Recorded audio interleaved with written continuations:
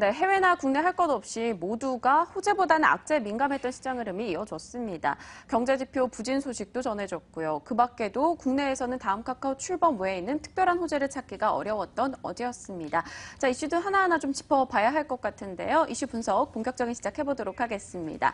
자, 닥터 둠 소식이 앞서 들려왔습니다. 네, 맞습니다. 블랙스완 우려를 경고했다고 하는데 사실 시청자분들이 블랙스완 하면 그냥 검은 백조 이런 거 생각하잖아요. 그렇죠. 정확히 어떤 내용인 건가요? 자, 블랙스완이 앞서 말씀해 주셨듯이 한국말로 하면 검은 백조입니다. 네. 그런데 검은 백조 보신 적 있으세요? 전 없어요. 네, 저도 못 봤는데요. 이렇게 검은 백조처럼 시장에 아주 예외적인 경우를 뜻합니다. 그런데 이게 만약에 한번 터질 경우에 네. 시장에 걷잡을 수 없이 파급 효과를 주기 때문에 이 블랙스완에 대해서 우려하는 시각이 전해지고 있는 겁니다. 그래서 루비니 교수도 이에 대한 위험성을 경고한 거죠. 어떤 특정한 위험이 터졌을 때 그 파급 효과가 정말 클 것이다. 그렇기 때문에 경고를 하고 있는데 그렇다면 루비니 교수가 보고 있는 그 특정한 위험이 뭔지에 대해서도 저희가 좀 알아봐야 되고 네. 대비책도 세워봐야 될 것 같습니다. 자, 김종호 연구위원께 한번 물어보도록 할게요. 블랙스완, 저희가 어떤 대비책을 해야 되는지 그리고 앞으로의 내용에 대해서도 좀 전해주시죠.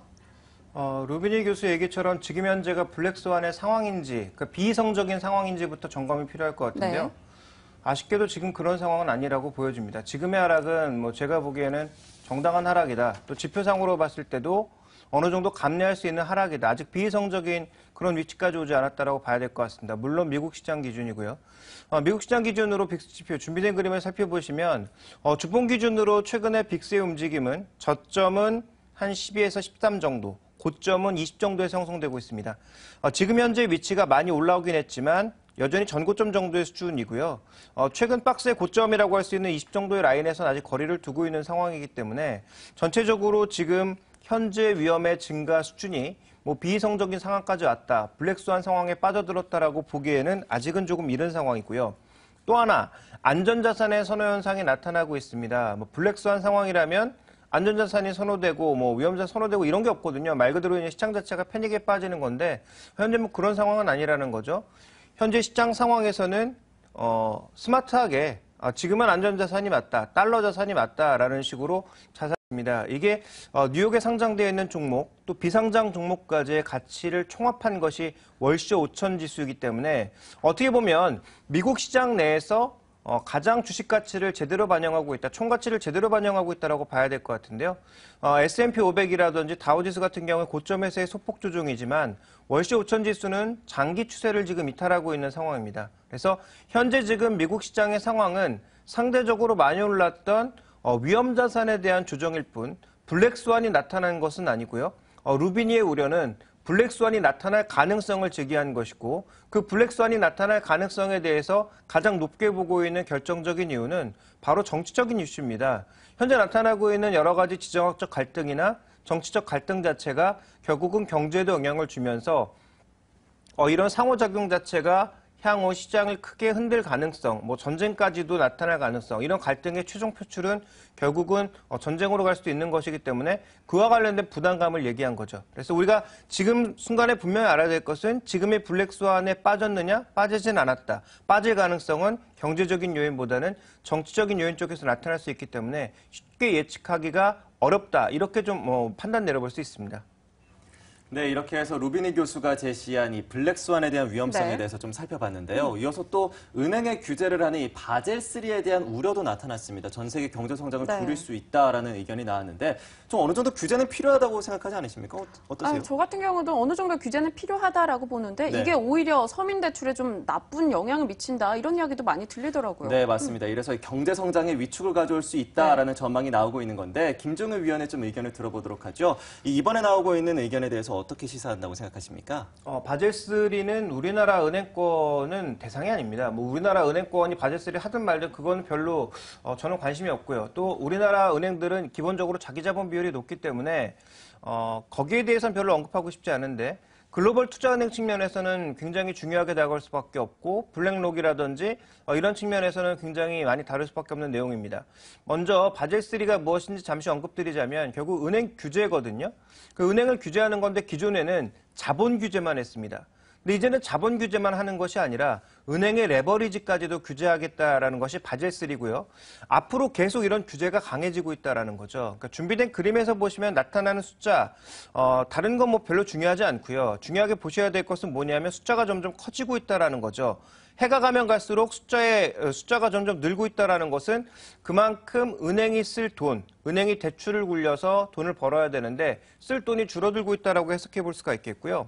바젤3 협약의 변화는 뭐 자세하게 보시면 도움이 되겠습니다만 한마디로 말씀드려서 언급드렸던 대로 규제가 계속 늘어나고 있다. 그래서 과거 이제 미국의 금융권들이 프랍 트레이딩을 통해서 또 자기 자본을 전용해서 굉장히 돈을 많이 벌었는데 이러한 돈들을 벌어들일 수 있는 기회가 사라졌다라는 거죠. 그러니까 지금의 블랙록 회장의 얘기는 일면 맞는 부분도 있습니다만 뒤집으면 그동안 월가의 탐욕이 반영된 부분들을 바젤3를 통해서 없애려고 하고 있다라고 볼 수 있습니다. 그런데 최근에 이제 이 서양권의 은행주 주가를 보시면요. JP 모건 체이스가 거의 고점 부근이고요. 로얄 뱅크 오브 스코틀랜드도 현재 영국의 우려에도 불구하고 전체적으로 지금 높은 수준이고, 그다음에 BNP 파리바 같은 경우에도 좀 조정을 받긴 했지만 큰 폭의 조정은 아닙니다. 자, 그러면 이거 어떻게 해석해야 될까요? 과거의 금융위기에서 벗어나는 과정에서 이게 회복되니까 주가는 올라왔는데 여기서 한 단계 더 가기 위해서 바젤3 같은 거 풀어줘라라고 얘기하고 있는 것입니다.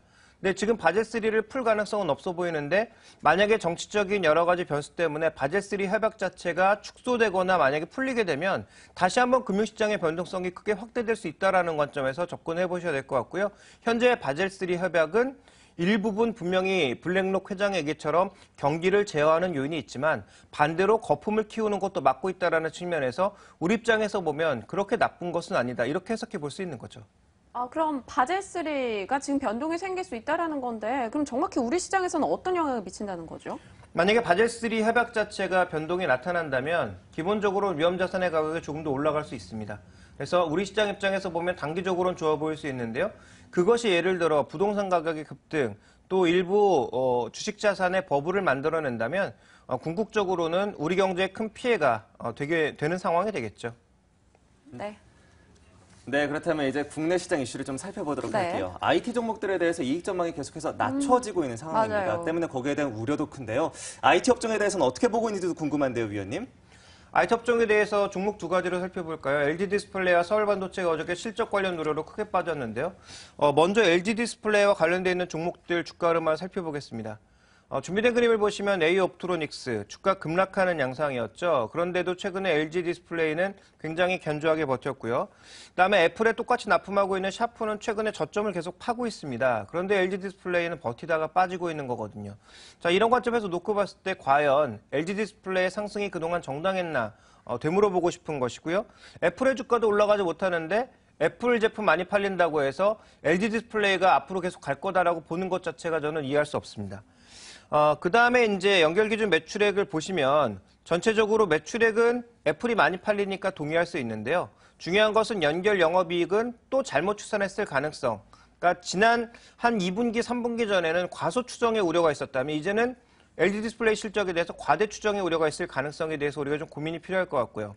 그 다음 살펴봐야 될 건 서울반도체인데요. 서울반도체도 지금 서울반도체 자체가 나쁜 거냐, 산업 자체가 나쁜 거냐 살펴보기 위해서 LED의 대표주인 크리 주가입니다. 자, 크리 같은 경우에도 서울반도체와 마찬가지로 계속 신저가거든요. 자, 이런 관점에서 본다면 산업 자체가 지금 안 좋은 거고요. 산업 자체가 또 과잉 경쟁에 빠져서 수익성 자체에 대한 우려가 계속 나타나고 있는 거죠.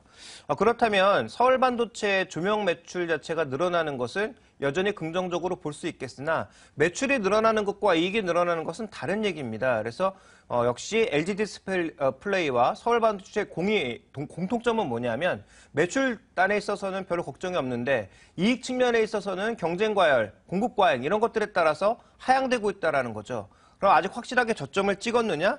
이 부분을 확인하기가 좀 어렵다라는 것이고요. 분기 실적 전망에 대한 신뢰도도 많이 떨어지고 있다라는 판단을 하고 있기 때문에 이들 종목에 대해서는 저는 단기적으로는 중립 관점, 중장기적으로 아주 길게 봤을 때는 서울반도체는 조명 시장의 성장이 좀 더 확대되면서 지금 현재 매출에서 TV보다 조명이 커지는 시점, 아마 그 시점 정도가 주가의 추세적인 상승이 나타날 수 있을 것 같고요.